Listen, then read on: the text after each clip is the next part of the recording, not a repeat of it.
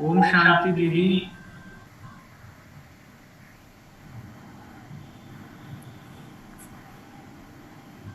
आप अपना अनम्यूट कर लें दीदी थोड़ा।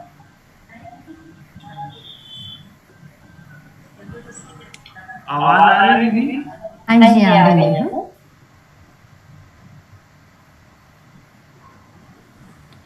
बाबा के बहुत सारे बच्चे आपका बहुत देर से इंतजार कर रहे थे, तो आप तो सबसे पहले जुड़े। और लोग धीरे धीरे जुड़ रहे हैं दीदी। कोई बात नहीं, हम तो बाबा की आपका आज्ञा। बहुत बहुत स्वागत है डिफेंस कॉलोनी की बाबा के बच्चों की तरफ से और इस रिश्ते पे जुड़े हुए पार्टिसिपेंट्स की तरफ से। बाद में दीदी भी आपसे मिलेंगी। तो अभी कह रहे थे कि तुमने बात की तो तुम उनका स्वागत करो। जी। सो जितने भी भाई बहनें सुन रहे हैं दीदी को और दीदी से अभी सुनेंगे, वो दीदी का थोड़ा संक्षिप्त परिचय मैं आप सबको देना चाहूंगा। मेरा बहुत शॉर्ट विजिट हुआ था दीदी के सेंटर पर, लेकिन दीदी ने बहुत सुंदर पालना की। फुल टाइम फोन पर लगे रहे और किसी को साथ भेजा था। जिनको भेजा था वो चुप कम हो रहे थे, हम ही हमको घुमाने ले गए थे। उन्होंने अच्छी तरह से मुंबई घुमाई। सो मुंबई दर्शन भी दीदी ने हमें कराया और साथ साथ इनकी क्लासेस हमने भिवंडी में थोड़ी की। और आजकल सकाश, पावर ऑफ सकाश टीम में दीदी बहुत एक्टिवली पार्ट प्ले कर रहे हैं। बहुत अच्छी तरह से सबको एक एक चीज सुनाते हैं और आपके एक एक चीज को सुन के लोगों के अंदर प्रेरणा आएगी कि हम डायरेक्टली क्यों ना सुने। सो दीदी बहुत जने यूट्यूब पर जुड़े हुए हैं और कुछ लोग इस पर सुन रहे हैं। जी। सो दीदी का संक्षिप्त परिचय है। दीदी का नाम तो आपके सामने आ ही रहा है कि हमारी राजयोगिनी ब्रह्मा कुमारी नेहा दीदी। आप गांव देवी सेवा केंद्र की संचालिका हैं। बचपन में ही ज्ञान में परिवार के साथ आए। गुजरात में वेरावल सोमनाथ से आपको ज्ञान मिला है। गुजरात में सौराष्ट्र यूनिवर्सिटी से आपने BA in English literature with psychology किया है। गुजरात में कई स्थानों पर और बेहद यज्ञ मधुबन में भी सेवाएं आपने प्रदान की हैं। पिछले 33 वर्षों से, लगभग 33 वर्षों से बाबा की बेहद यज्ञ में समर्पित रूप से आप सेवाएं दे रहे हैं। पिछले 27 वर्षों से गांव देवी सेवा केंद्र पर आप सेवाएं दे रहे हैं। दीदी ने बहुत सुंदर परिचय में लिखा है कि विशेष रूप से शैलेंद्र दादी जी के साथ और उषा बहन रमेश भाई जी के साथ का सानिध्य आपको मिला। ब्रह्मा कुमारी के कला एवं संस्कृति प्रभाग के आप जोनल कोऑर्डिनेटर हैं। ब्रह्मा कुमारी की जो 19 विंग्स हैं उसमें से एक विंग है कला एवं संस्कृति प्रभाग, उसमें आप जोनल कोऑर्डिनेटर है। गांव देवी सब जोन के निमित्त आप सेवाएं दे रही हैं। और दीदी का एक बहुत बड़ा, वैसे तो सौभाग्य सभी का है, लेकिन किसी किसी को इस अवसर मिलता है कि हमारी जो आदरणीय दादी गुलजार हैं, जो बाबा का रथ है, और दीदी उनके साथ पिछले 3 सालों से हैं और उनकी बहुत अच्छी तरह से सेवा कर रहे हैं। सभी सेवा केंद्र इनके साथ जुड़े हुए हैं और सबसे सुनने को बहुत कुछ मिलता है, लेकिन आज हम दीदी के मुख से कुछ सुनेंगे कि दीदी कैसे उनके साथ रहते हैं, कैसे सेवा देते हैं, कैसे उनको उनकी वाइब्रेशंस हैं। साथ ही आप पुरुषार्थ में दीदी आजकल क्या कर रहे हैं, स्पेशल कौन सा पुरुषार्थ कर रहे हैं जिससे आपके अंदर पावर आ रही है। साथ साथ दादी से आपको क्या प्रेरणा मिलती है, दादी को देखकर, उनके अनुभव सुनकर, उनके साथ रहकर क्या क्या फील हो रहा है, सब दीदी आपके सामने रखेंगे। तो सभी थोड़ा सा अपना वीडियो ऑन कर सकते हैं, जो जो है थोड़ा सा वीडियो ऑन करेंगे प्लीज। एक बार के लिए वीडियो ऑन कर लीजिए अपना, जो भी सुन पा रहे हैं।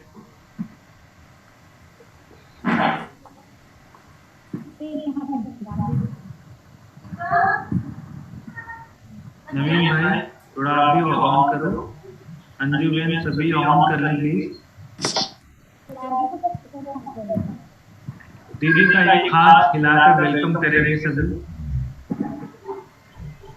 आपका बहुत बहुत स्वागत है दीदी। और आपकी, आप जितनी देर तक, 7 बजे तक टाइम है, तो आप इससे ज्यादा भी दे सकते हैं और अच्छी तरह से आप उनको प्रेरणा दें और सभी आपको बहुत ध्यान से सुनना चाहते हैं। थैंक यू सो मच, आपका बहुत बहुत स्वागत है। अब हम भी सुनेंगे आपको। तो आप शुरू कर सकते हैं। ओम शांति। बाबा के सभी विशेष रत्नों को आज हमें भी ऑनलाइन मिलने का सौभाग्य मिला है।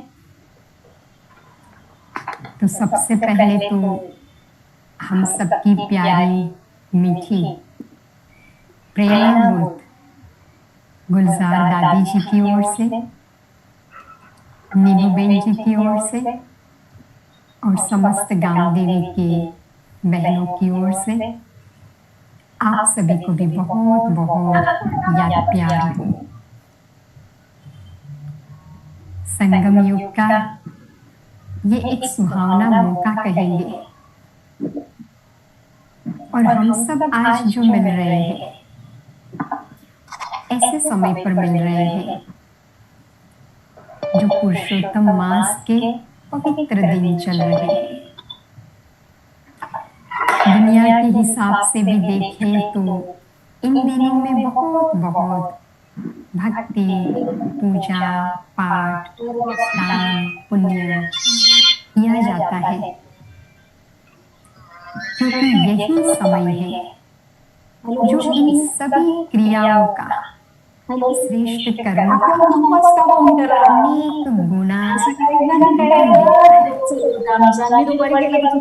ऐसे समय पर हम सभी मिले हैं।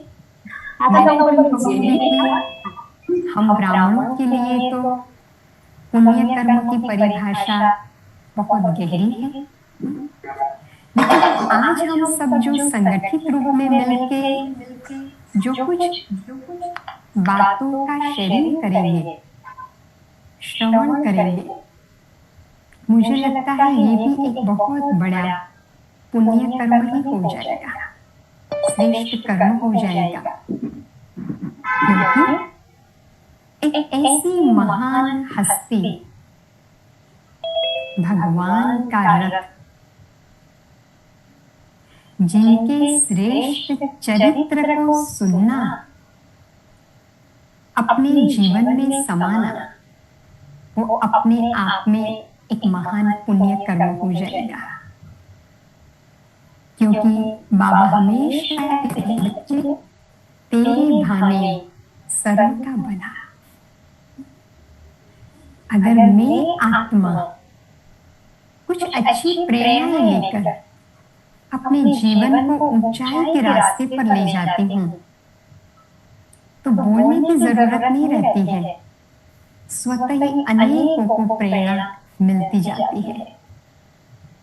वर्तमान समय हम सब बाबा के लकी सो लवली बच्चे उस समय के दौरे से गुजर रहे हैं, जिसको हम हमेशा ये सोचते हैं कि पूरे संगम युग के अंदर अभी का जो समय चल रहा है, हम ये कह सकते हैं पिछले 6 मास से,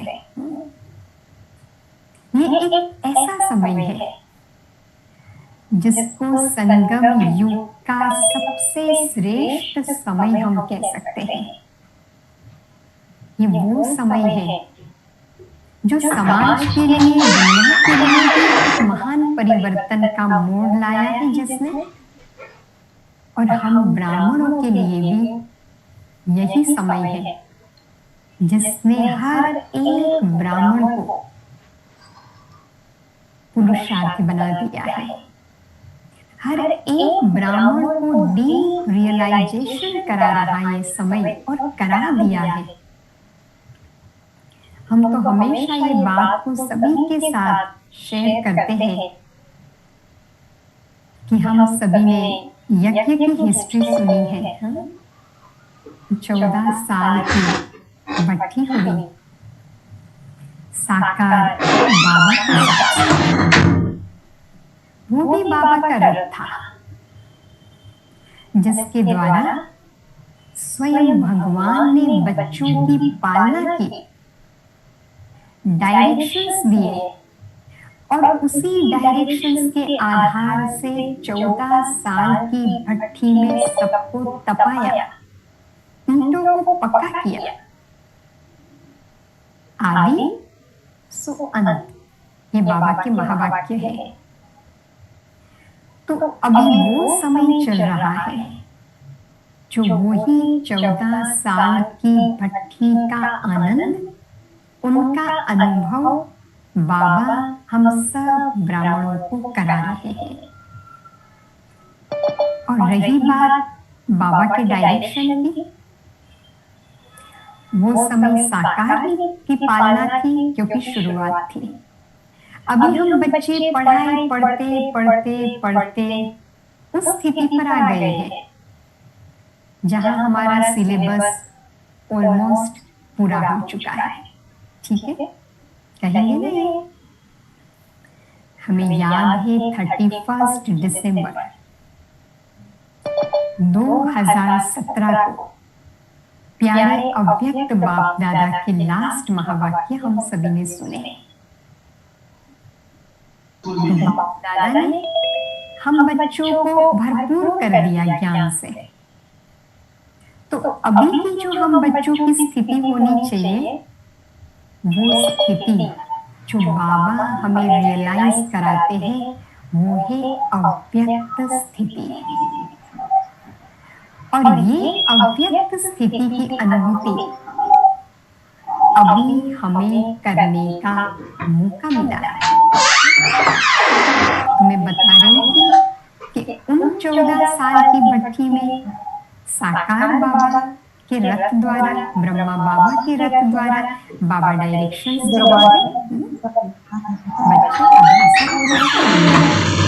बच्चे अब ऐसा पुरुषार्थ करो, प्रोग्राम्स भेजते थे।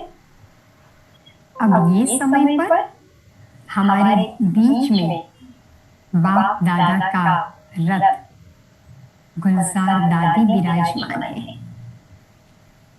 जो अपनी अव्यक्त स्थिति के द्वारा बाप दादा की प्रेरणाओं को सारे ब्राह्मण परिवार को दे रही है।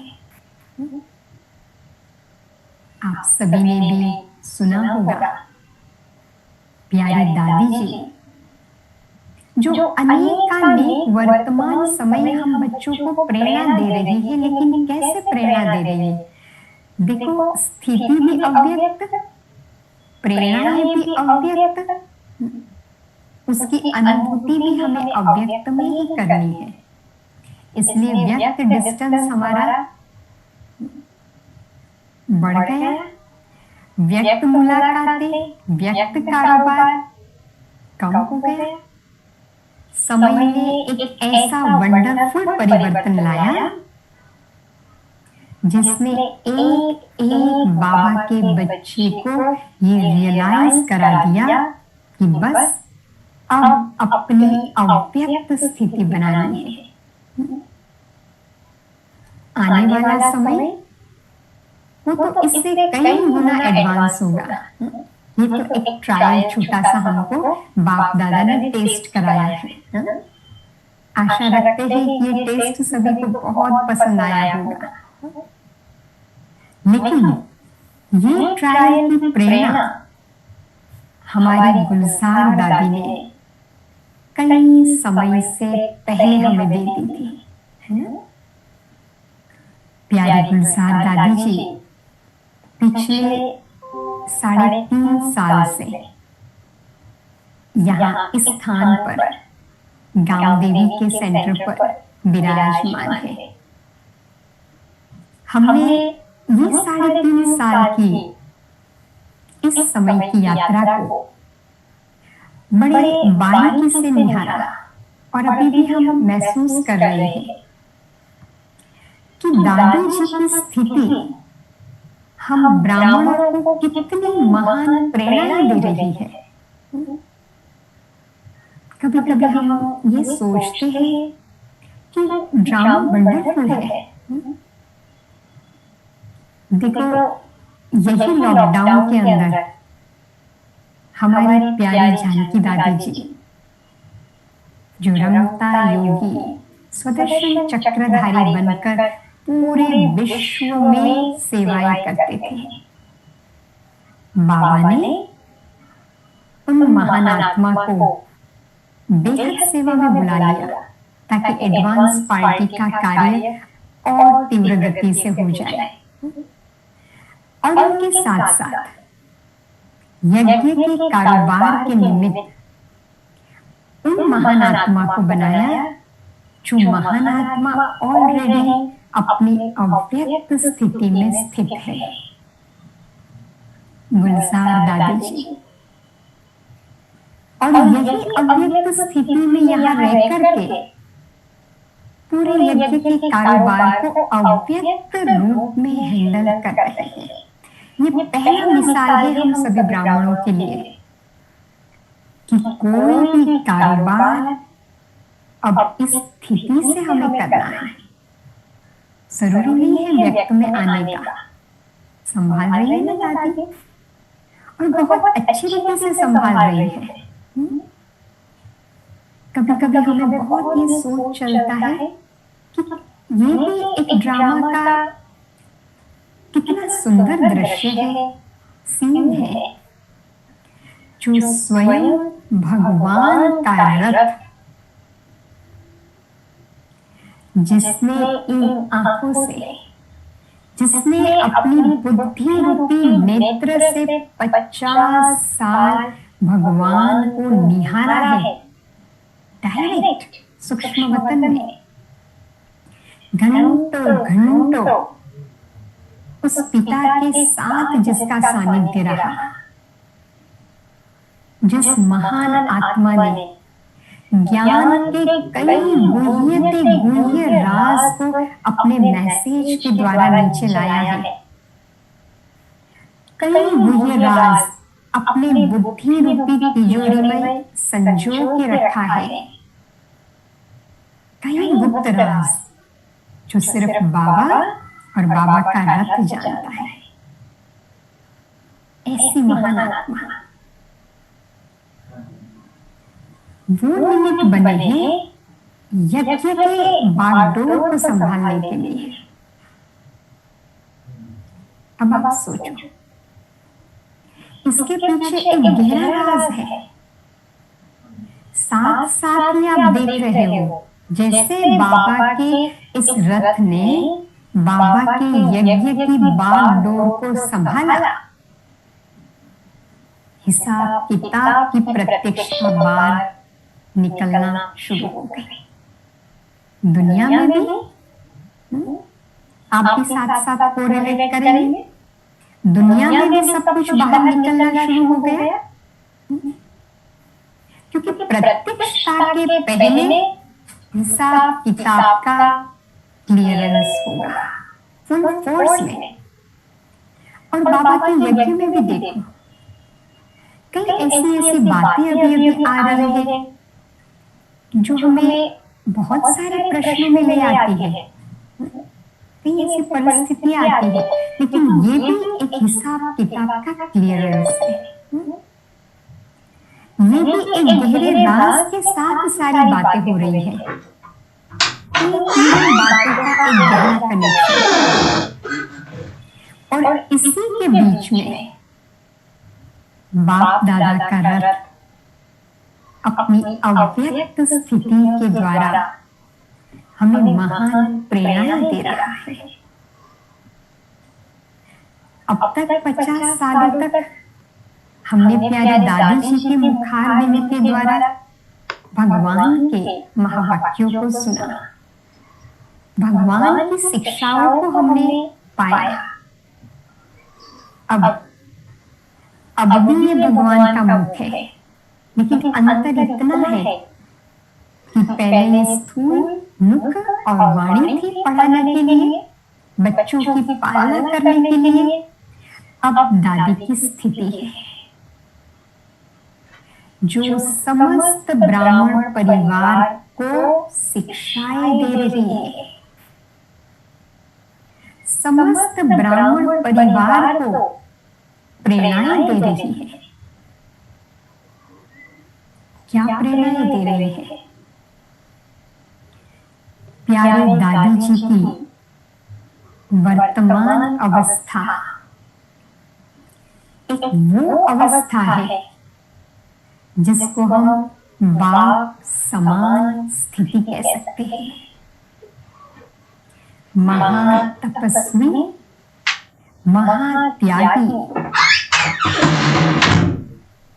ये दादी जी की वर्तमान स्थिति है। संपूर्ण अंतर्मुक्ता की गुफा में अंडरग्राउंड ये स्थिति है।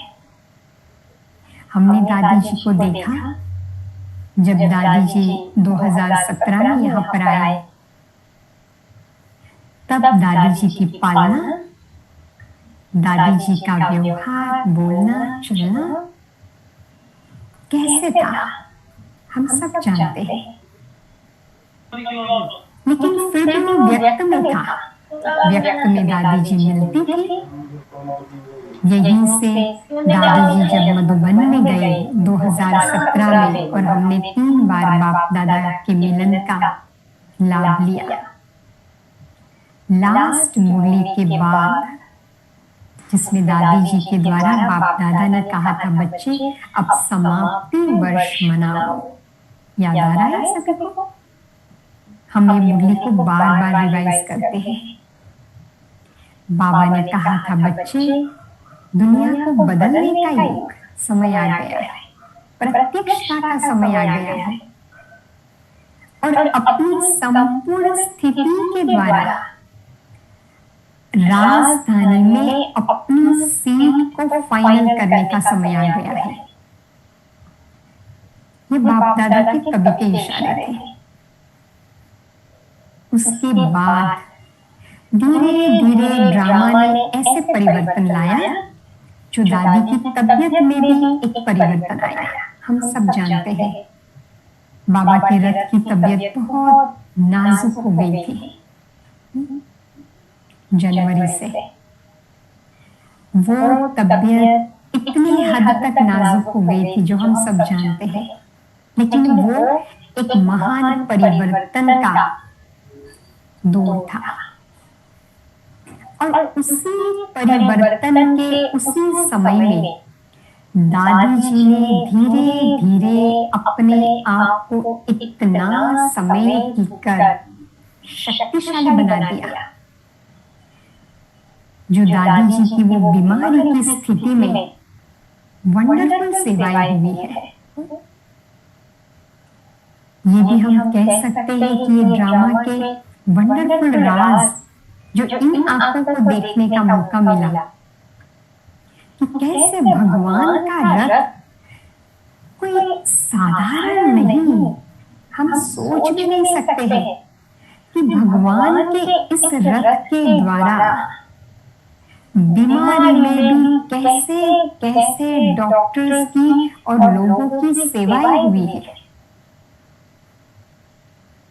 दादी जी की वो बाप समान स्थिति, न्यारी प्यारी, बाबा की याद में लवलीन स्थिति, जो डॉक्टर सारे देख देख कर वंडर खाते थे और सभी के मुख से निकलता था कि ये तो मिरेकल, मिरेकल, चमत्कार, डिवाइन एनर्जी, सुप्रीम एनर्जी, यही शब्द सभी के मुख से निकलते रहे। इस स्थिति को पार करते हुए दादी जी ने धीरे धीरे अपने आप को समेटना शुरू किया। पहले कोई ना कोई मिलने आते थे यहाँ पर दादी जी को। दादी जी थोड़ा थोड़ा बात करती थी, मिलती थी। फिर धीरे धीरे हमने देखा कि इसमें से भी दादी जी ने अपने आप को समेटा। वो समय आया जब दादी जी आते थे, ओम शांति बोलती थी, सिर्फ ओम शांति। उस फेज से भी दादी जी ने अपने आप को और समेटा। धीरे धीरे दादी जी वो स्थिति पर आ गई जिसमें सिर्फ नजरों से निहाल करती थी, लेकिन वो शक्तिशाली नजरें जो आत्माओं पर पड़ती थी, वो सबके मुख से यही निकलता था कि हमने तो बाप दादा से मुलाकात की। पिछले काफी समय से, लॉकडाउन से पहले की मैं बात कर रही हूँ, बहुत थोड़ी थोड़ी आत्माएं आती थी। यज्ञ से वरिष्ठ भाई बहने और दादी जी को दूर से दृष्टि देते थे दादी जी की। जिस स्थान पर दादी जी है, आप सोच सकते हो, जिस महान आत्मा ने इतने साल, हम तो अभी अभी लॉकडाउन में 5-6 मास से एक स्थान पर है, ठीक है, दादी जी एक ही फ्लैट में है। ये साउथ बॉम्बे की इस जगह पे कोई भवन नहीं है, छोटे छोटे फ्लैट है। वही फ्लैट पे दादी जी है। दादी जी का एक कमरा है, उस कमरे से निकलकर बाहर एक बड़ा हॉल है। दादी जी वहां आती है, बस ये 2 स्थान पे है। आप सोचो 3.5 साल से इतनी महान आत्मा जिसने उस जगह पे तपस्या की है, वो स्थान क्या बन गया होगा, आप अभी भी फील कर सकते हो। मैं इसलिए इसका वर्णन करती हूँ ताकि आप अपनी अव्यक्त स्थिति के द्वारा यहाँ पहुंच जाओ। ये स्थान पर जो जो मधुबन के विशेष रतन यहाँ आते थे दादी जी से मिलने के बाद उनके मुख से ये शब्द निकलते थे, हमने पांडव भवन में बाबा के कमरे में बाप दादा से मुलाकात की। हमने बाप दादा की पांडव भवन में दृष्टि दी। अब तो ये स्थान पूरा अलौकिक डिवाइन एनर्जी से भरा हुआ एक लाइट हाउस बन गया है। अब जब डॉक्टर्स आते हैं, वंडर तो ये है कि बाबा के रथ के लिए जो डॉक्टर्स भी बाबा ने चुने हैं, वेरी वेरी स्पेशल, ऐसी डिविनिटी वाले बहुत नामी गिरामी डॉक्टर्स हैं, जिनकी अपॉइंटमेंट्स के लिए भी 2-2 मास लगते हैं। वो सारे डॉक्टर्स दादी के इतने रूहानी स्नेह में बंधे हुए हैं कि सामने से वो पूछेंगे, दादी जी ठीक है? हर हफ्ते 15 दिन में चक्कर लगाते हैं, आकर के क्या बोलते हैं, थोड़ी थोड़ी तकलीफ होती है ना, डॉक्टर आते हैं, फिर कहते हैं हम अपने आप को चार्ज करने के लिए आते हैं। बाकी ट्रीटमेंट हम क्या करेंगे, वो तो डिवाइन पावर कर रहा है। तो डॉक्टर्स के अनुभव तो वंडरफुल है, लेकिन ये स्थान में जो दादी जी ने अभी वाइब्रेशंस बनाए हैं, ये वो स्थान है जहां दादी जी ने अपने आप को अंतर्मुखी बना लिया है। तपस्या करते करते हम देखते हैं दादी जी को कि अभी दादी जी इतनी उपराम हो गई। पहले बहनें मिलती थी, बहलते थे, सब कुछ होता था, दादी जी भी इन्वॉल्व होती थी। अब दादी जी की वो पाप समान स्टेज है, देखती है सब कुछ, लेकिन दादी बाबा की याद में खोए खोए है। निमित्त यहाँ है, लेकिन वो विश्व सेवा पर है, वो महसूस होता है। अंतर्मुखता एकता की गुफा में कंप्लीट दादी जी अभी स्थित है। आप सोचो, अगर हम एक सप्ताह भी मौन में रहे, कितनी एनर्जी जमा हो जाती है। पिछले कितने समय से दादी बिल्कुल शांत है। इसका मतलब ये नहीं है कि दादी बोल नहीं सकते हैं। कई भाई बहनें पूछते, दादी बातें करते हैं, दादी बोलते हैं, दादी क्या करते हैं? कई भाई बहनें कहते हैं, हमें दादी जी को दिखाओ ना। हम ये कहेंगे, दादी जी क्यों प्रत्यक्ष नहीं हो रहे हैं? दादी जी अपनी स्थिति के द्वारा हम ब्राह्मणों को इन स्थूल बातों से अब डिटेच ले जा रही है। देखना, जानना, सुनना उनसे परे चले जाना है। अब दादी जी की स्थिति क्या है? वो स्थिति मुझे बनानी है, वो हमें करना है। यही प्यार का रिटर्न है। यही बाप दादा की जो हमने 50 साल तक पालना ली है, उसका रिटर्न है। और ये दादी जी अपनी स्थिति से बता रही है। आज भगवान का रथ, इतनी ऊंची आत्मा, दादी तो वैसे भी गुणों की मूर्ति है, फिर भी इतनी तपस्या करके दादी जी ने अपने को बाप समान बना दिया है। सारे समाचार, सारी बातें दादी जी को सुनाई जाती है। पता है, ये बात मैं सभी के साथ शेयर करती हूँ कि जब बाप दादा का मिलन 2 साल हो रहा था, मधुबन में जो बच्चे जाते थे, बड़े प्यार से अनुभूति करके आते थे। बच्चे मधुबन में मुलाकात करते थे और दादी जी यहाँ सभी को बड़ी स्क्रीन में देख के यहाँ से प्रकाश देते थे। वंडरफुल दृश्य था ये। वहां स्क्रीन पे बाप दादा दिखाई दे रहा था, यहाँ दादी जी स्क्रीन पे सबको देखती थी। लेकिन इतनी ऊंची स्थिति में जो हमें कोई अंतर नहीं लग रहा था बाप दादा में और दादी जी की इस मूर्त में।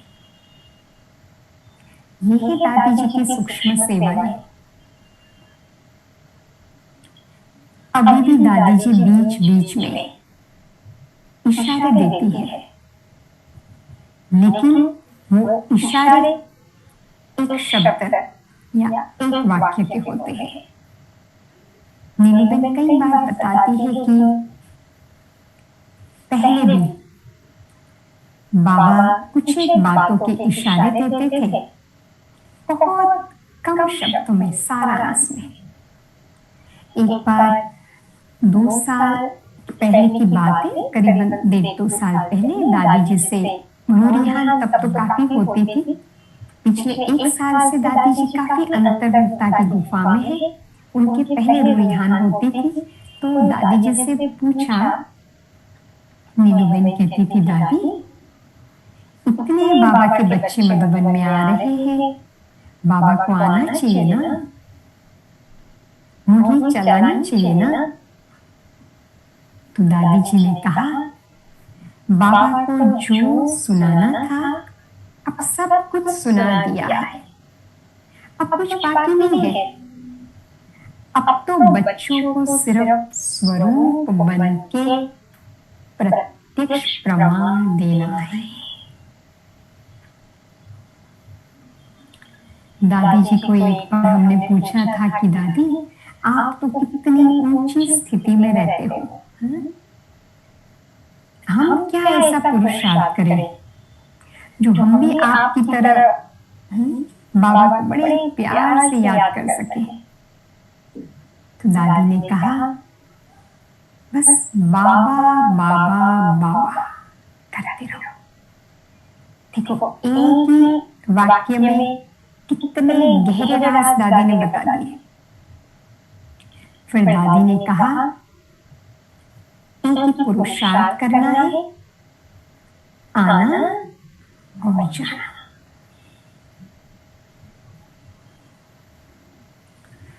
और उसके बाद हम परिस्थितियां देख रहे हैं। जब बहुत बातें बढ़ रही थी तो दादी को पूछा कि दादी, चारों तरफ इतना सब कुछ हो रहा है, मुझे लगता है 2.5 साल पहले, तब दादी जी ने कहा था अब तो शुरुआत है। और देखो उसके बाद क्या क्या हो रहा है। अभी अभी की बात है, थोड़े दिन पहले दादी जी से नीलूबेन बातचीत कर रही थी, सारी हालातें बता रही थी। तो दादी ने एक ही वाक्य बोला, बस अब तो परिवर्तन ही परिवर्तन है। अभी अभी का दादी के द्वारा बाप दादा का इशारा, अब तो परिवर्तन ही परिवर्तन है। इस महावाक्य को आप नोट कर लेना, इसके ऊपर मनन चिंतन करना, आपको बहुत गहरे गहरे टचिंग आएंगे। चारों तरफ काफी बातें बढ़ रही थी, तो दादी जी को नीलूबेन ने कहा, क्योंकि सारे दिन में कुछ एक समय होता है जब दादी जी से बातचीत हो सकती है। वैसे तो नीलूबेन सुनाती रहती है, तो सारे समाचार दिए कि दादी देखो यहाँ ये हो रहा है, ये हो रहा है, इतनी अशांति चारों तरफ, ये सब क्या हो रहा है दादी, बाबा क्या कह रहे हैं। तो दादी ने कहा कुछ भी हो रहा है, अपने मन को शांत रखो, ये अभ्यास करो। बस एक ही वाक्य में दादी ने कह दिया, अपने मन को शांति की स्थिति में रखो। ये बाप दादा के अभी अभी के लेटेस्ट इशारे हैं। बस यही इशारे हमारे लिए काफी है। अब हम स्वयं को ये सवाल पूछें, हे आत्मा, अब तो परिवर्तन ही परिवर्तन है और संपूर्ण परिवर्तन। देखो कभी एकांत में साक्षी होकर के सोचेंगे तो वंडर लगता है कि कैसे ड्रामा ने एक है ना, कहाँ हम बाबा के बच्चे कैसे बेहद सेवा में व्यस्त थे, और कैसे अचानक ड्रामा ने हम सबको सबसे डिटेच करके बिठा दिया। अब प्रैक्टिस करो अंतर्मुखी बनने की। हम तो कई बार ये सोचते हैं कि आज हम तो थोड़ा समय के लिए भी घर में है, तो लगता है ना कभी कभी थोड़ा तो बाहर निकले, कब लॉकडाउन खुलेगा। कई भाई बहने, आप सभी भी भाई बहनों के मन में होगा ना, कब बाबा का घर खुलेगा, कब लॉकडाउन खुलेगा, हम आए। बाबा का रथ हमें ये प्रेरणा दे रहा है कि आप जहां हो वही बाबा का स्थान है। जो बाबा ने कहा है अंत में गली गली में सेंटर खुलेंगे, गली गली में बाबा का घर होगा। वो क्या है? हम ब्राह्मण, सभी ब्राह्मणों का घर सेंटर बनना है। हर एक बाबा के बच्चे का घर एस्लम का स्थान बनना है, लाइट हाउस बनना है, क्योंकि लोग कोई सेंटर तक नहीं पहुंच पाएंगे। अब भी देखो परिस्थिति कैसी है, लास्ट में तो अति भयानक परिस्थिति होगी। तो जहां बाबा का एक बच्चा भी होगा, वही स्थान दुनिया वालों के लिए बाबा का घर बनने वाला है। इसकी तैयारी बाबा करा रहे हैं। इसलिए देखो मुरली क्लास घर घर में चल रहे हैं। कभी सोचा था भाई बहनों ने कि हमारे घर में हम मुरली सुनेंगे। ये बाबा करा रहा है, बच्चे जहां मुरली चलती है वो बाबा का स्थान बन गया ना, सेंटर। आज हम सब तपस्या कर रहे हैं घंटों घंटों। अभी अभी का हमें अनुभव सुनाऊं कि अभी भट्ठी रखी थी 7 दिन की हमने। अचानक ही ऐसी प्रेरणा आई और 7 दिन की भट्ठी रखी और उसमें हमने लक्ष्य रखा था हर रोज के 8 घंटे का योग, अमृत वेले से लेकर। अब ये 7 दिन की भट्ठी में जो भाई बहनों ने अनुभव किए कि ऐसा योग अभ्यास और ऐसी भट्ठी हमने आज तक कहीं अनुभव नहीं किया। और हम ये सोच भी नहीं सकते थे कि हम अपने घर में इतने घंटों तक योग तपस्या कर सकते हैं। मधुबन में भी जाते थे तो इधर उधर जाने करने में हमारी बुद्धि जाती थी। यहाँ हम इतने एकाग्रता से हमने योग की भट्ठी की है और हमारा घर तपस्या कुंड बन गया। तो कहने का भाव क्या है कि बाबा की मदद अभी मिल रही है। हम अभी ये नहीं सोचे कब सेंटर खुलेगा, कब हम जाकर पहले की तरह तपस्या करेंगे। अब हम ये समझे जो समय मुझे बाबा ने दिया है, जिस स्थान पे मुझे बैठने को मिला है, वही मेरे लिए तपस्या कुंड है। चाहे वो एक कोना ही क्यों न हो, और आप तपस्या शुरू करो। देखो, बाप दादा के साथ साथ हम कईयों के अनुभवों के और हमारे खुद के अनुभवों के आधार से आपको बता रहे हैं, बाबा का रथ भी अभी इस अव्यक्त सेवा में फुल फोर्स में लगा हुआ है। कई फोन कॉल्स आते हैं कंटिन्यू हमारे पास, दादी क्या करती है, हम दादी को मिल सकते हैं, हमें एक बार मौका मिल सकता है, हमने तो बाबा का मिलन भी कभी नहीं किया है। बहुत सारी बातें होती है। हम सभी को कहते जरूर दादी मिलेगी, लेकिन अव्यक्त रूप में। आप अव्यक्त स्थिति में स्थित हो जाओ, दादी को याद करो। और वंडरफुल सभी ये अनुभव करते हैं कि दादी जी आके हमें मिले। ये बाबा के रथ की वर्तमान स्थिति है। आप याद करो, दादी हाजिर, दादी की पालना मिल रही है। तो दादी जी ने अपनी उस स्थिति को पा लिया है। Complete mom. कभी कोई हमें पूछते हैं ना, दादी बोलते हैं बोलते नहीं है, ये बात बहुत छोटी लगती है। अरे भगवान का रथ, जिस मुख ने 50 साल मुरली चला के महावाक्य बोल के ब्राह्मणों की पालना की है, वो मुख कभी बंद हो सकता है? लेकिन दादी जी ने मौन इसलिए ले लिया है, हमें प्रेरणा देने के लिए।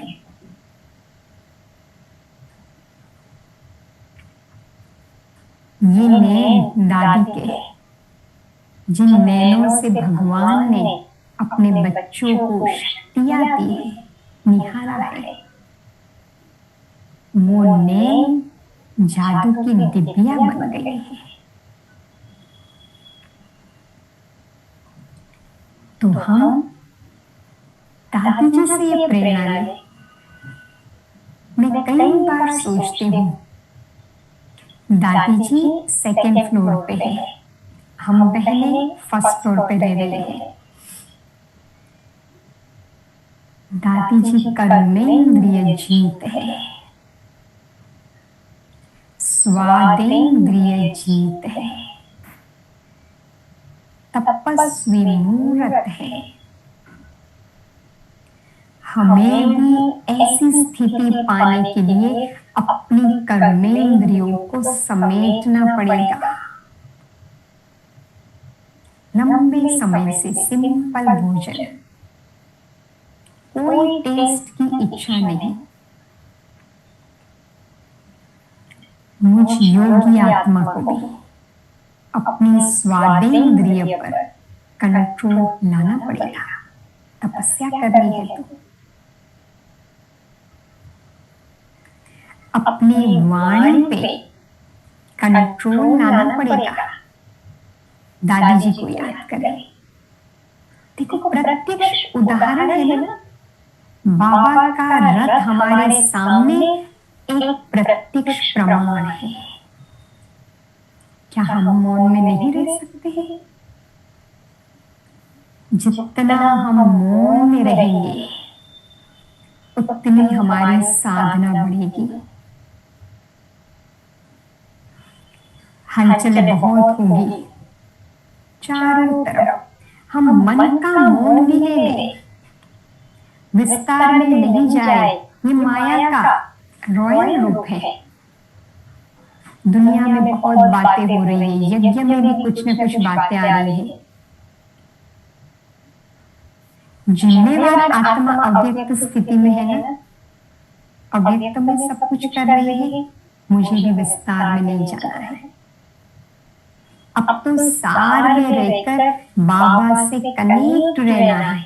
उन अव्यक्त अनुभवों का आनंद लेना है जो बाबा का रथ अभी ले रहा है। वाणी का मौन करने कितना जरूरी है।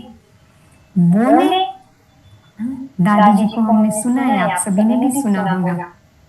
सिर्फ मधुर महावाक्य, मीठे बोल। पहली प्रेरणा, ये बाप दादा की पालना का रिटर्न है। और ये पुरुषोत्तम मास का महापुण्य होगा कि हम अपनी वाणी को सुमधुर, मीठी और कम करते हैं। स्वादेंद्रिय पर कंट्रोल, सिंपल, थोड़ा थोड़ा लाइट नेचुरल खाना खाएं, हल्का भोजन करें, योग अच्छा होगा। तीसरी बात, कर्मेंद्रियों से डिटेच्ड स्थिति। बाबा के रथ की वो स्थिति है जिसको शरीर के हिसाब किताब की कोई असर नहीं है। Complete detached. निमित्त मात्र हिसाब किताब चुप तो हो रहे हैं, वो तो हम देख रहे हैं। भगवान का रथ, बाबा बाप दादा दोनों हाजरा हजूर है अपने रथ की परवरिश करने। आपको बताएं कि इस रथ की सेवा के निमित्त जो स्टाफ है हमारी नीनू दीदी के साथ साथ तारा बेन, नर्सिस, बहनें, भाई,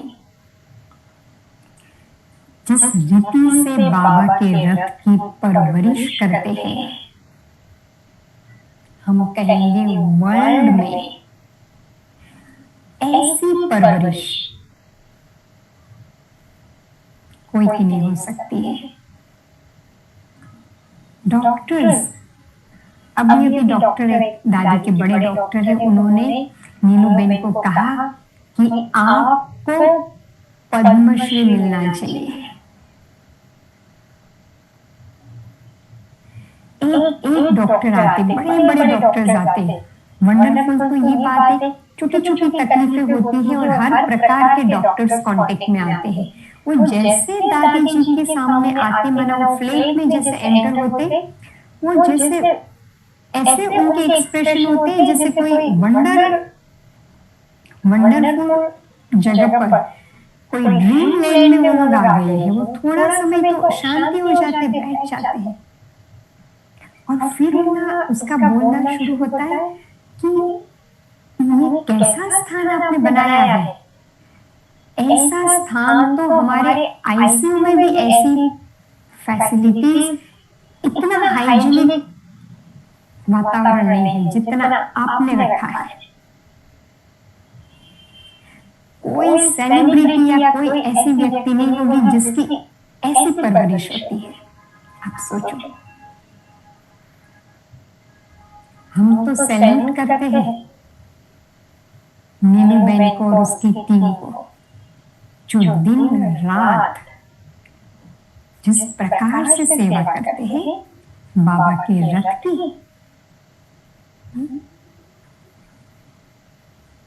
पहले दादी सुनाती थी ना कि यज्ञ की शुरुआत में छोटे छोटे ठाकुर को बाप दादा कैसे पालना देते थे। अब बाबा के रथ को बाप दादा कैसी परवरिश दे रहे हैं। बाप दादा की छत्र छाया अथक बनकर सब सेवा करते, दिन रात, डे नाइट, सभी की तबीयत अच्छी रहती है। अभी लॉकडाउन में एक छोटे से स्थान पर हम सब मिलके रहते हैं, सभी की तबीयत अच्छी है। दूसरा एक अनुभव में सुनाती हूँ कि दादी जी की तबीयत में थोड़ा भी ऊपर नीचे कुछ भी होता है, बाप दादा पहला टचिंग नीलू बेन को करते हैं।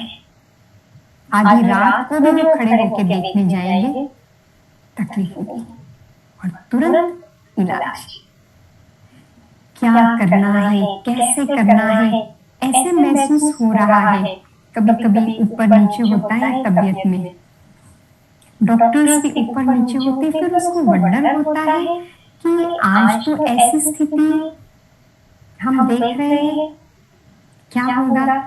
और 2 घंटे के बाद देखो कंप्लीट चेंज। वो कहते हैं कि हम नहीं संभाल रहे हैं, ये डिवाइन पावर है।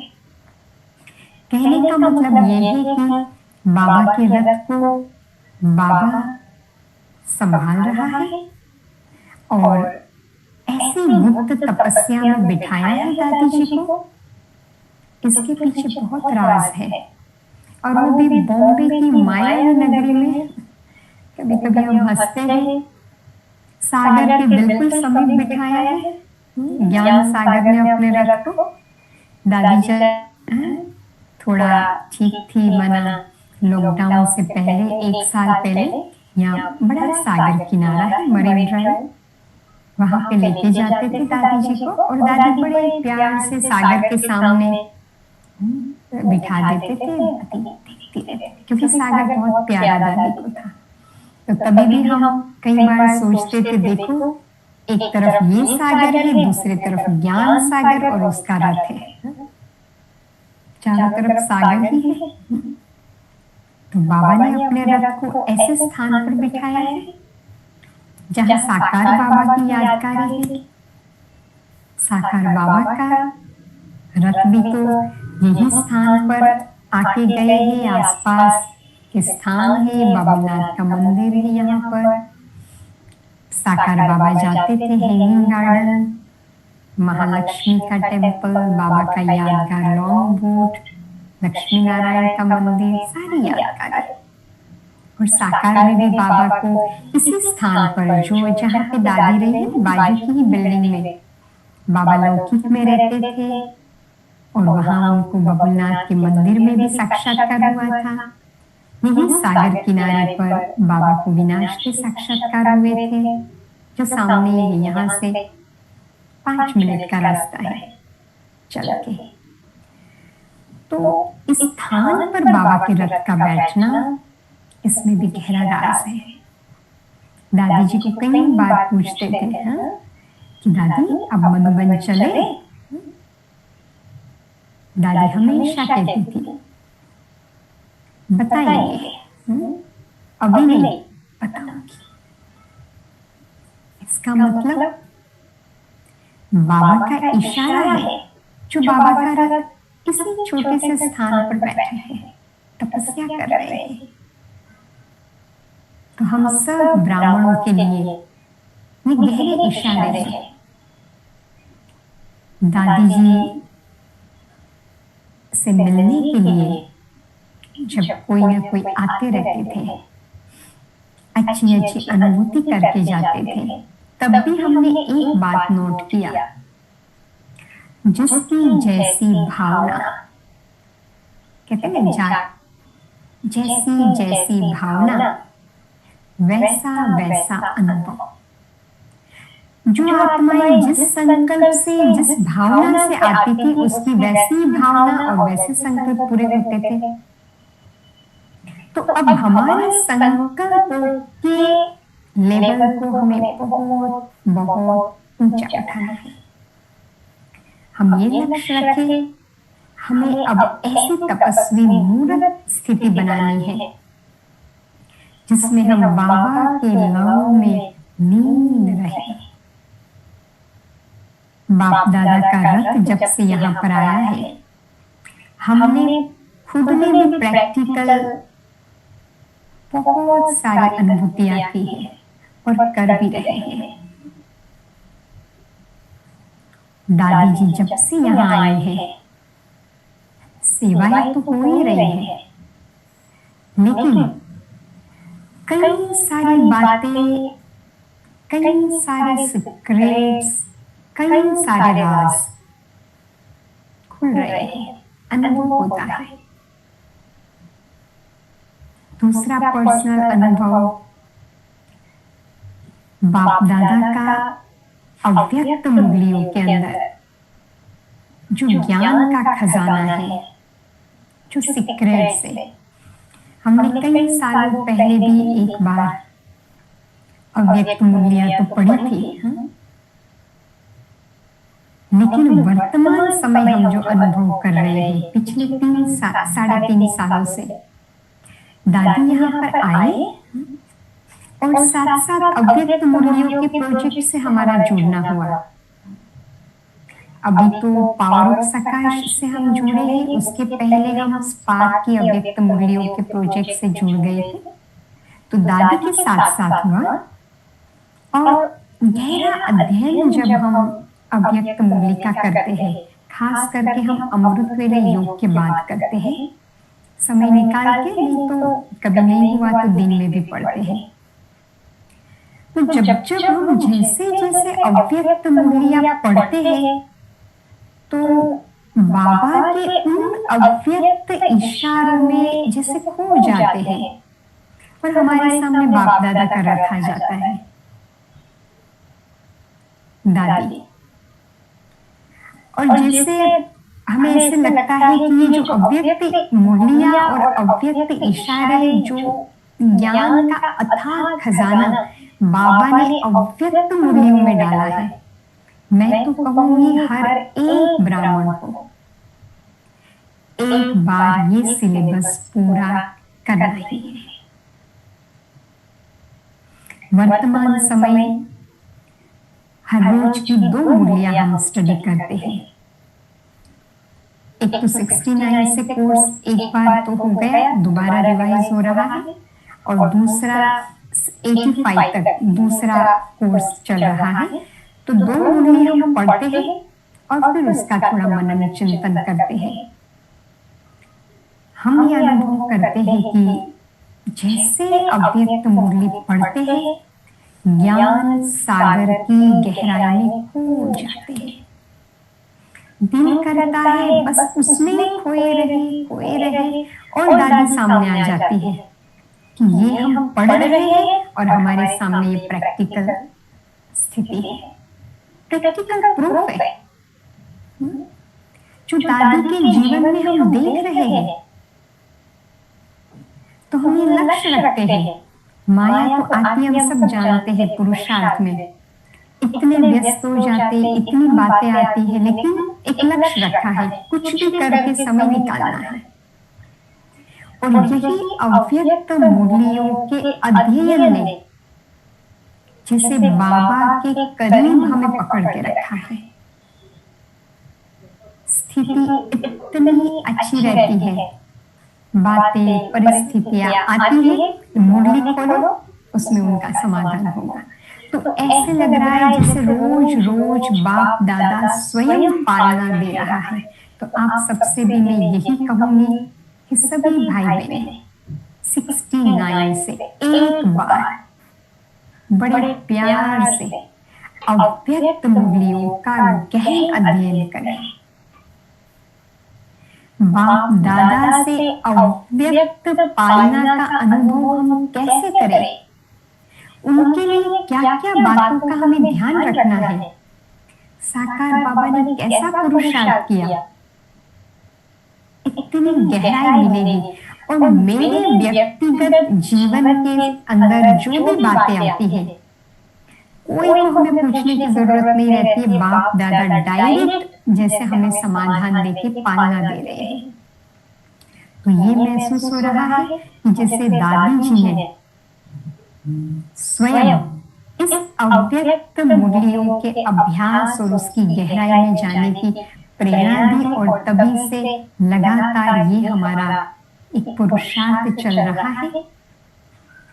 और इससे हम ये अनुभव कर रहे हैं कि बाप दादा से जुड़े रहते हैं और दादी की स्थिति को हम समझ सकते हैं कि सचमुच बाप दादा का रथ किस स्थिति में रहे अभी वर्तमान समय।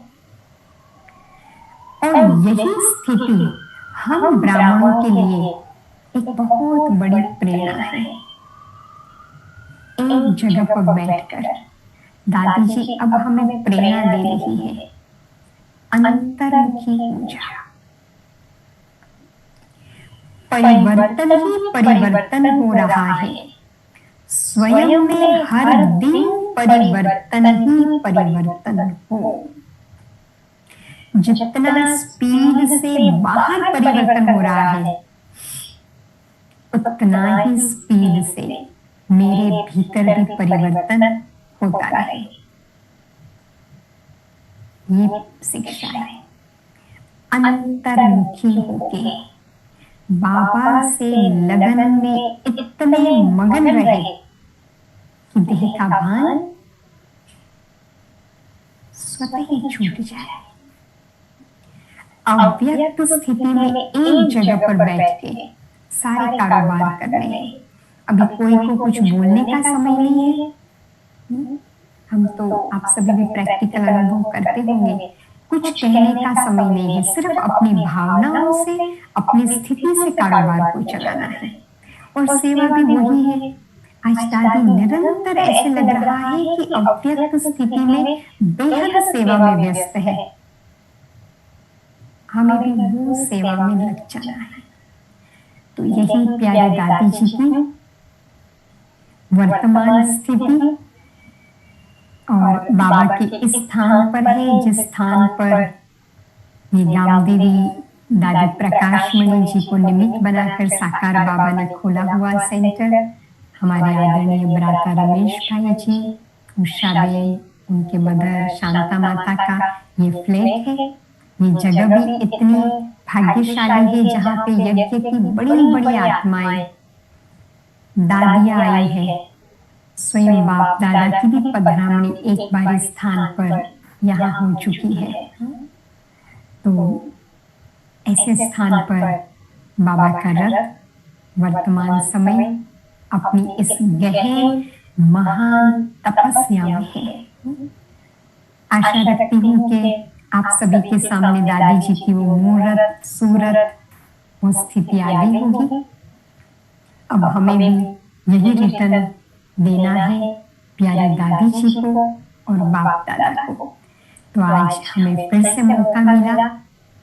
हमें इस बात की खुशी होती है कि हमें ये मौका मिला और मिलता रहता है कि हम प्यारी दादी जी की इस महान स्थिति की प्रेरणा को हमारे अपने परिवार, अपने भाई बहनों तक हम पहुंचा सके, क्योंकि हमारा बेहद का परिवार है और जरूर हर कोई प्रेरणा मिलनी ही चाहिए।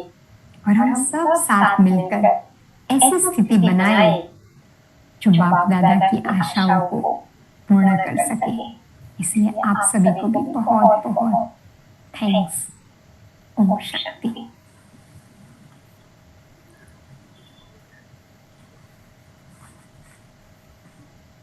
शांति। इतनी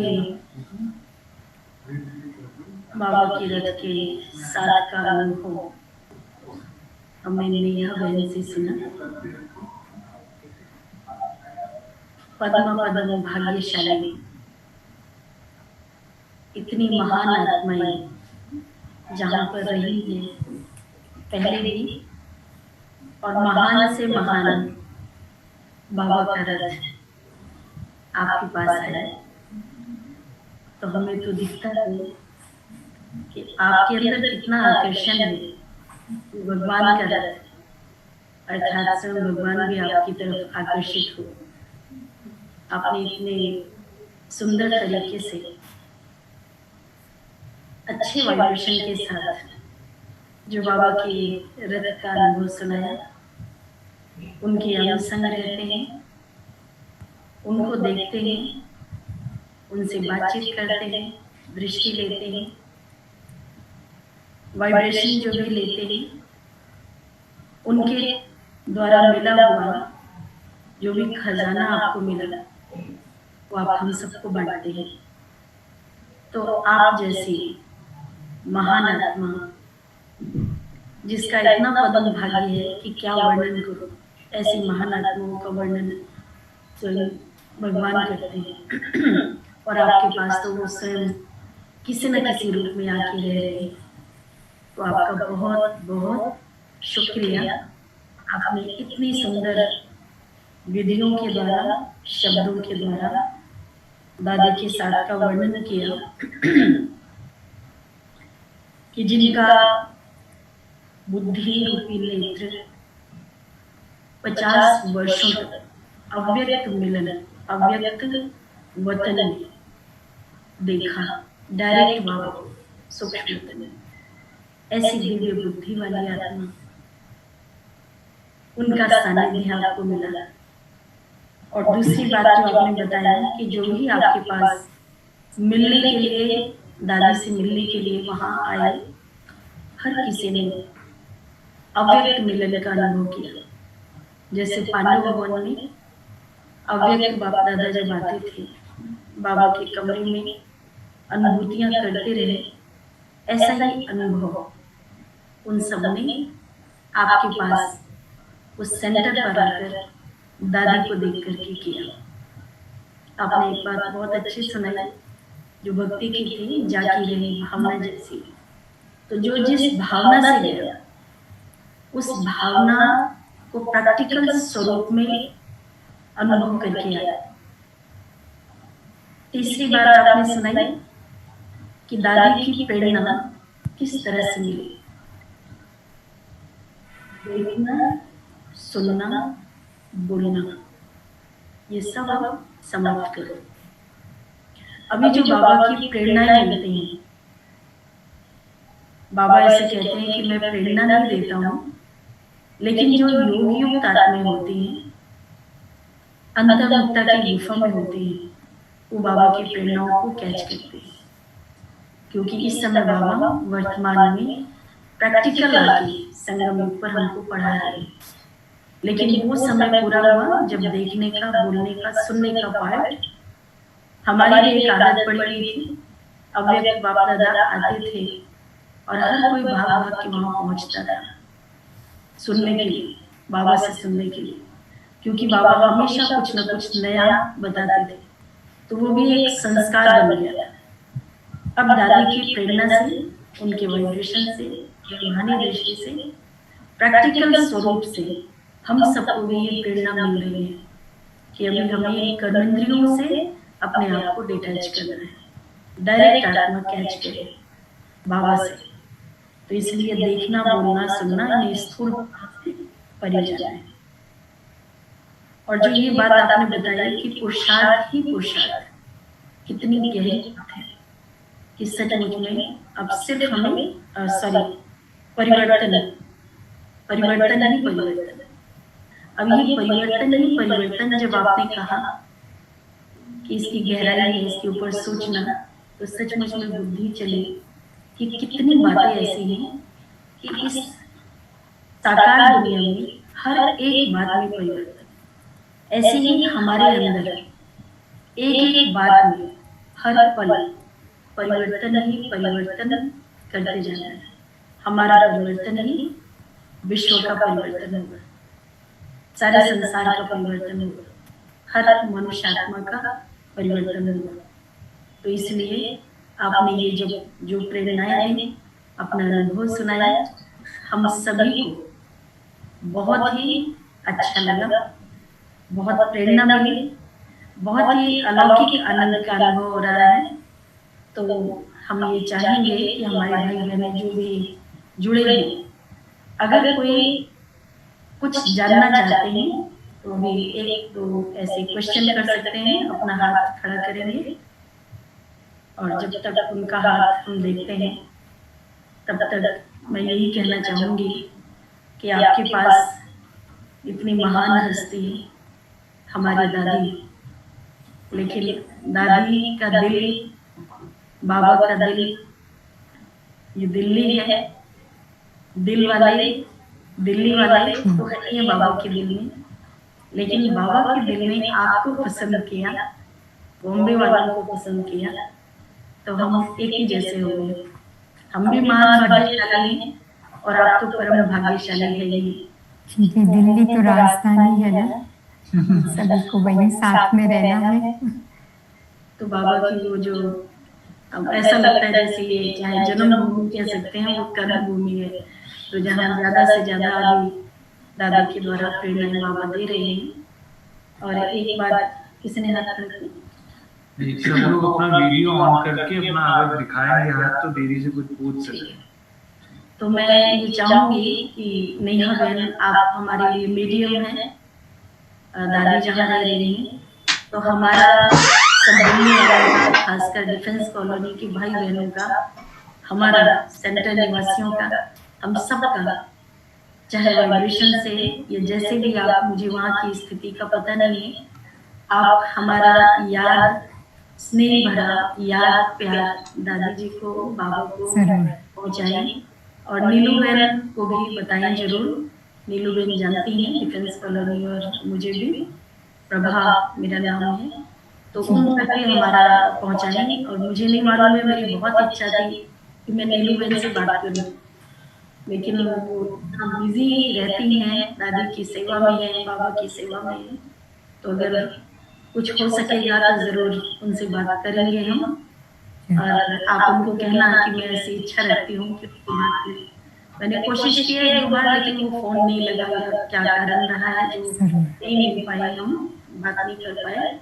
तो आपका बहुत बहुत शुक्रिया नेहा बहन। हम एक बात जरूर जानना चाहेंगे कि हम जब भी ऐसा मौका पाना चाहें तो आप जरूर सहयोग देंगे, फिर से आपकी क्लास रखेंगे, क्योंकि दादियों के बारे में सुनना, बाबा के रथ के बारे में सुनना बहुत ही अच्छा लगता है। और आपने जिस विधि से सुनाया, जितना योगी सुनाया, आपकी जो अलौकिक छवि हमने देखी, बहुत ही प्रेरित करती है। बहुत बहुत शुक्रिया, थैंक यू। शुक्रिया प्रभा बहन। दूसरी एक बात आपको बताना चाहती हूँ कि जब भी क्लास होता है कोई भी सेंटर पर, तो पहला समाचार हम नीलू बेन को देते हैं और नीलू बेन को हम बताते हैं कि यहाँ क्लास है, इन्होंने रखा है दादी जी के बारे में, ताकि वो दादी जी तक भी जाए और उसमें वाइब्रेशंस भी मिल जाए। तो नीलू बेन ने भी और तारा बेन ने भी, जब भी मैंने बताया ऐसे डिफेंस कॉलोनी और आपका भी नाम मुझे अनुज भाई ने बताया था, तो मैंने कहा, उन्होंने ही सामने से बोला कि प्रभा बेन हम अच्छी तरह जानते हैं और जरूर हमारा याद प्यार देना। उन्होंने और तारा बेन ने, दोनों ने, तो आपकी तारीफ करते हुए याद भी किया और मैं वापस आपकी याद प्यार भी दूंगी और जरूर उनको बताऊंगी। थैंक कि दीदी 5 मिनट योग भी करा दें आप कमेंट्री से। जी अनुज भाई कह रहे हैं 5 मिनट आप योग कराएं। सर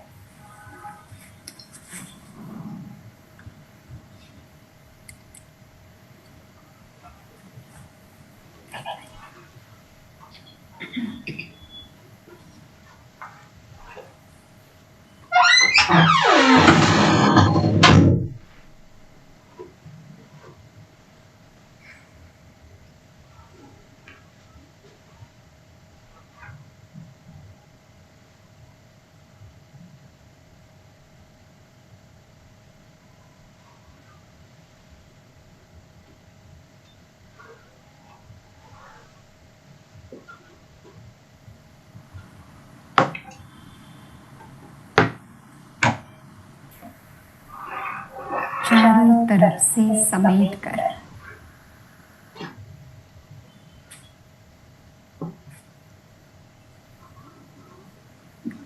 एकाग्र कर दे।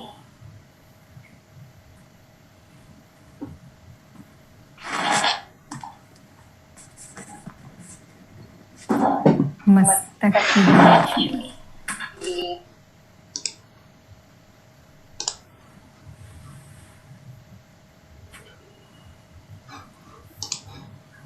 में दिव्य सितारा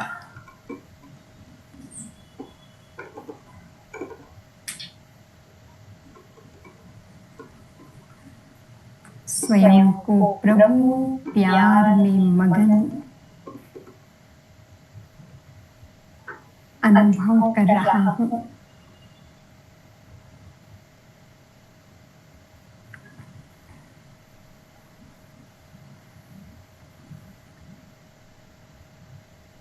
मेरे सामने स्वयं बाप दादा और प्यारे दादी जी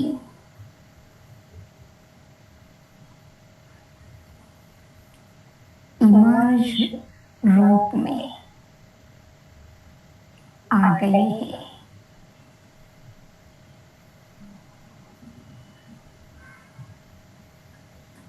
बाप दादा की शक्तिशाली दृष्टि मुझ आत्मा को मिल रही है।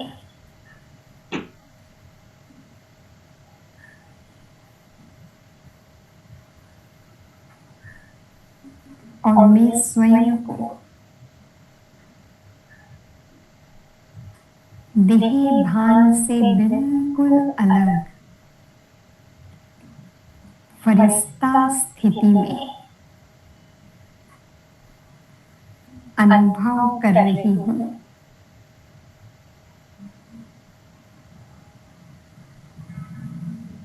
ये साकार वतन जैसे सूक्ष्म लोक बन गया है।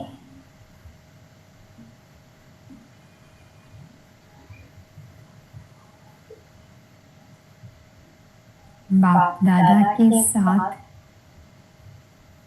प्यारी दादी जी भी है। अपनी तपस्वी मूरत रूहानियत की स्थिति में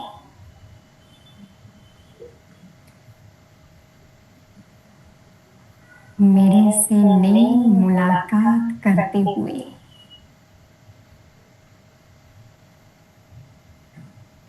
शक्तियों से भरपूर कर रहे हैं।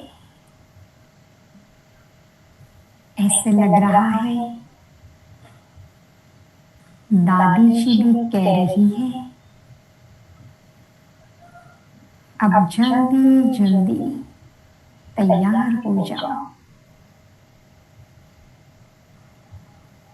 हम सबको साथ मिलकर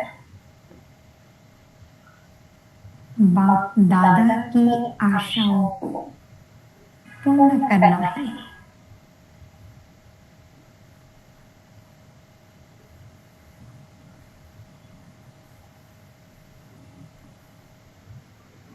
और मैं स्वयं को इस अलौकिक रूहानी मिलन में मगन अनुभव करती हूँ।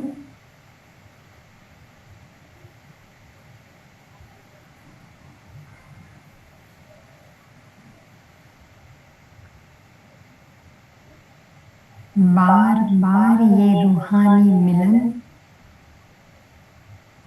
अलौकिक मिलन करते रहे।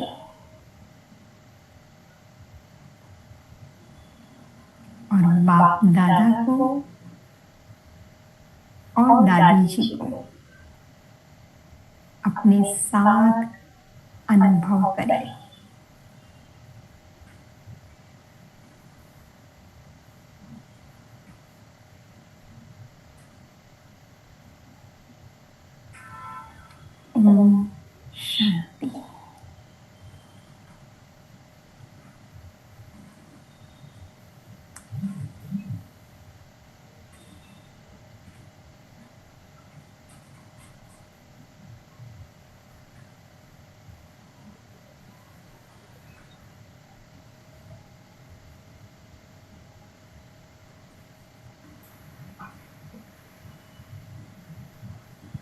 ओम शांति।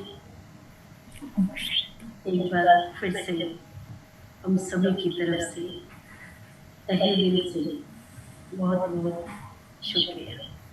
शुक्रिया, आपका भी बहुत बहुत शुक्रिया। Thank you.